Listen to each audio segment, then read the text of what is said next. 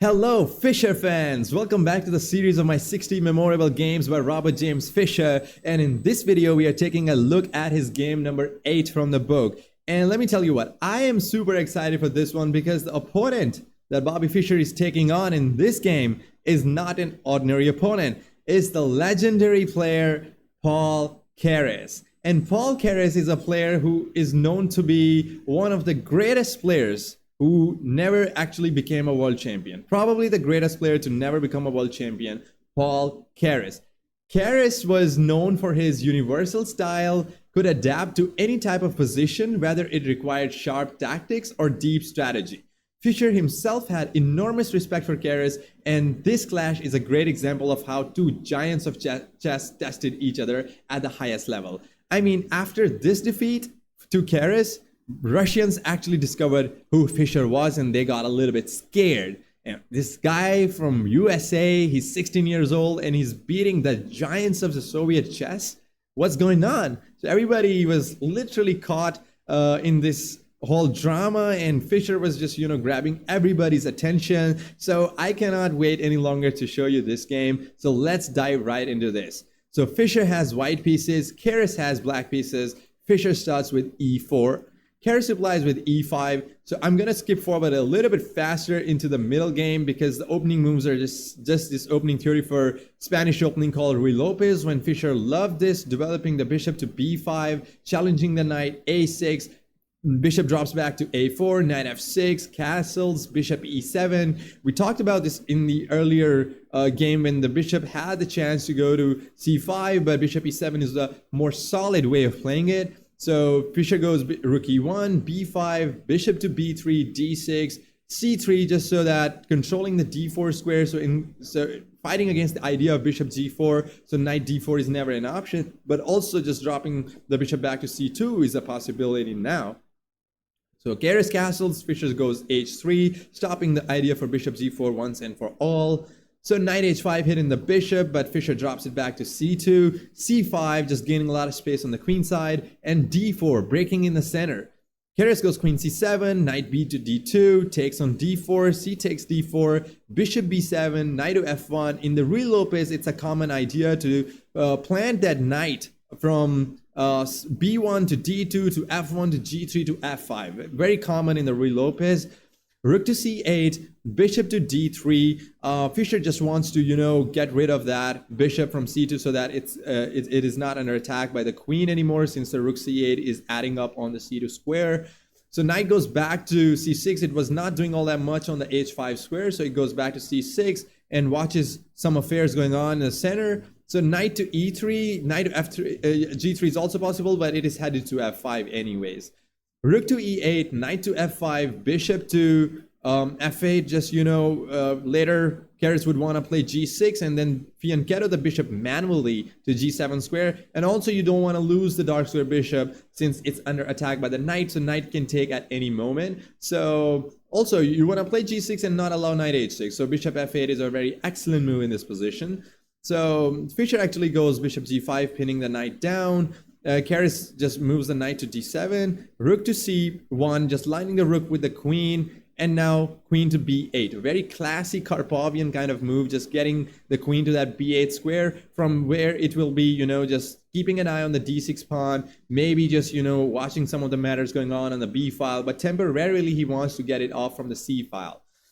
Fischer drops the bishop back to the c1 square, from where it will be optimally operating, doing the same thing that it was doing from c2. Maybe he wants to go a3, bishop a2, and just target that f7 pawn from that square, and also just opens up the rook on the c file. So very active play by Fischer, and now Keres actually decides to take this pawn on d4. Fischer grabs it back with the knight. Rook takes rook, bishop takes. You cannot take with the queen, as queen is one of the defenders of the d4 square. So bishop drops back and takes on c1. E takes on d4, and now knight to h5, knight to h6. Beautiful move by Fischer. I mean, what can you say about it? Just using the fact that if Keres takes, then there is this queen g4 with a check hitting the knight. Excellent, brilliant move by Fischer. Takes on h6, queen g4 check. King h8 and takes on d7. Now material is equal, but Keres' king side has damaged a little bit, and his piece is a little bit pushed back, but Fischer's pieces are also on the first rank. So Fischer has a slight edge due to the damaged pawn structure on the king side. So Keres actually plays another beautiful move. He goes bishop to d5, taking advantage of the fact that the pawn cannot take since the rook is hanging. So Fischer drops the queen back to the f5 square, and now rook e5, kicking the queen further back to the f3 square, and now f5. Just trying to open the position up. And it's going to be a very sharp tactical battle going on between the bishop pair that the Keres has and the bishop pair that the Fischer has. So first of all, Fischer uses his dark square bishop and improves it to the f4 square hitting the rook. Rook drops back to the e8 square, and now queen to h5. So now Keres takes on e4. Now f3, just, kicking the bishop back. Really, kind of a solid play. Fischer wants to tuck his king on the h2 square in case of this diagonal gets open, and the bishop will be, guarding these dark squares here. So, bishop goes back to c6, and now rook to c1, hitting on the bishop once again. Now bishop d7, and now Fischer takes on h6. Keres goes rook e6, trying to hit the bishop. So bishop takes on f8, queen takes on f8, and now queen to h4. So queen wants to make use of these dark squares and wants to get away from any kinds of threats. For example, rook h6 was a threat since the queen and the rook are both coordinating on h6. So queen f6, now Keres wants to trade the queens, and Fischer agrees with it, and they move into this endgame where both players have kind of equal material. 1, 2, 3, 4, 5, 6 pawns for Keres, and 1, 2, 3, 4, 5 pawns for Fischer. But his pawns are a little bit racked up, and Fischer will be picking them up pretty soon. So first of all, king f2, just bringing the king into the game, king g7, and now Fischer activates his rook, goes rook c7. Rook to f7, king e2, and now f4, and now Fischer goes after these weak pawns. So he takes on a6. Now the material is literally equal, but Keres' pawns are still, scattered all over the place. Bishop to e6, and now Fischer actually just takes this pawn, and now king e5, Fischer goes rook c6, bishop d5, rook h6, rook to c7. Now he wants to infiltrate and get onto that c1 square from where it will be attacking the bishop. So rook to h5 check first, king d6, rook h6, king e5 again, and rook to h5 check again. So Keres tries to repeat and is showing that he wants a draw, but if Fischer goes back again, it will be a draw. But what does Fischer do? Fischer is not here to have fun, guys. Fischer is not here to just make a really nice, solid draw against a Soviet chess giant and let everyone talk about, yeah, this kid from United States, 16-year-old, made a draw against Keres. He must have something in him. Fischer doesn't want that. Fischer wants to hear from people that a 16-year-old kid from United States beat Keres. So that's what he's after. That's his mentality, and it's amazing to see how Bobby Fischer converts his position. Very equalish, as you can see, the bar just over showing a slight edge for white. But Fischer is determined to win this. He thinks that his rook and bishop are much more active. His pawn structure is much better than Keres's, and he can definitely play for 2 results here, and he can draw at his player. Why not try to go for a win and trying to scare all these Russians who are just gonna think about chess as if chess belongs to them. Fischer wants to prove his point. He wants to crush the Russians and just really establish his name in the chess world. So he thinks his rook is better. He wants to fight further. Rook c1 targeting the bishop, bishop d3, rook d1 hitting the bishop, but now king e2 saving the bishop, rook to g1 hitting the pawn on g2, and now king f2. But what Keres wants is that, I'm done, this guy is too tough, I want to draw. So goes back rook d1. If Fischer goes king e2, he would probably be trying to draw. So here Keres goes again rook g1. Now if Fischer goes king to f2, it will literally be a draw. But Fischer says no. So he literally taunts Keres. He says that I have the opportunity to draw the game twice in the entire match, but I'm not doing it. If I wanted, I always had a draw in my pocket, but I'm not doing it. I am playing for a win.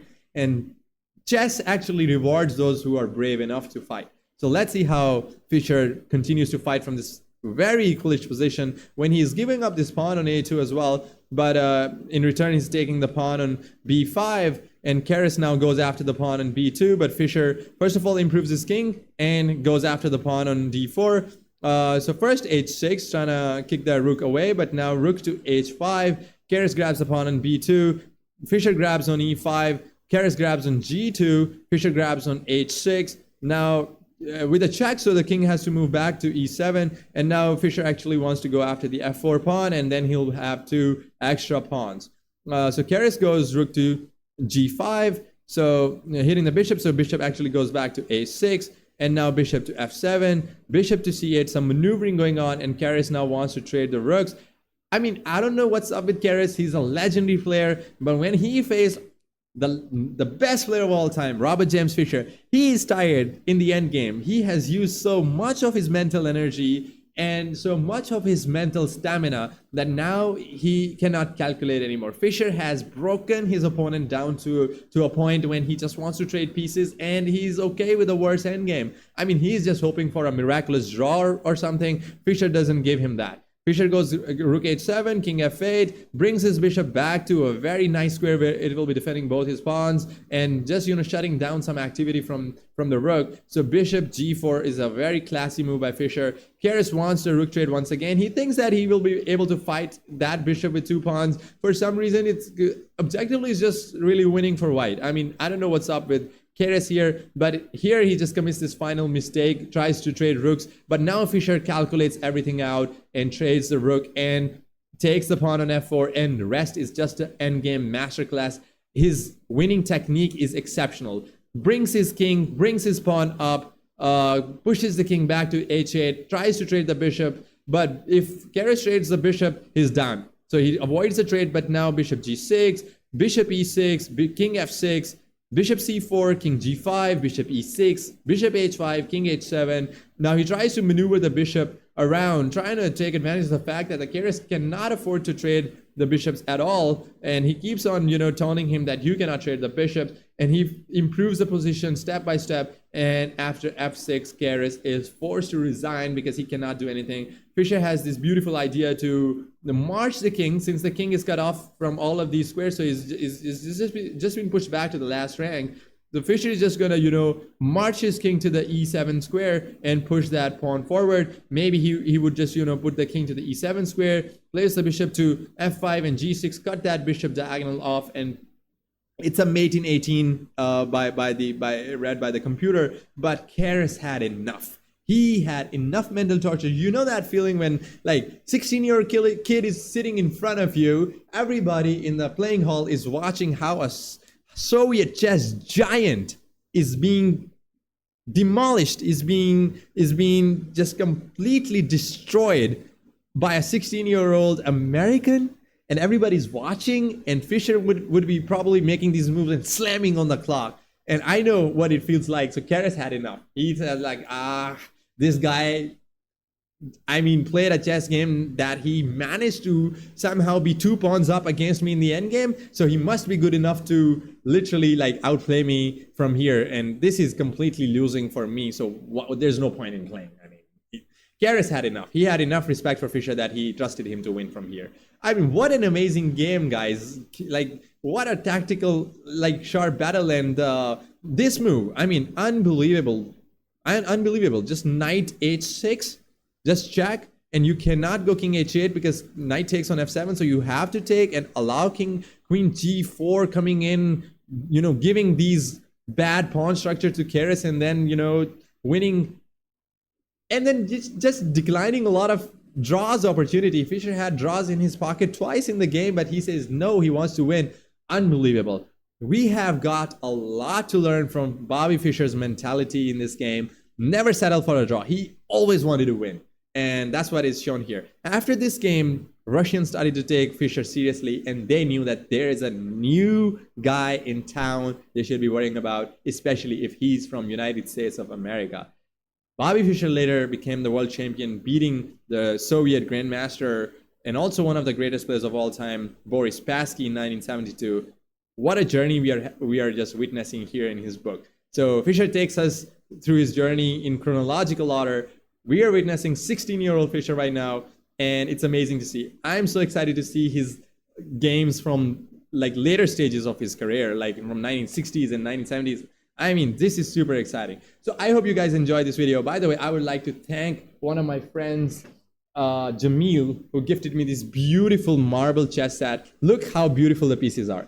I mean, I am obsessed with this. So thank you, Jamil, for gifting me this as my graduation gift. And I hope you guys enjoy it. So stay tuned, subscribe, like, and share. I'll be coming up with game 9 tomorrow. See you guys tomorrow. Have a good day. Bye.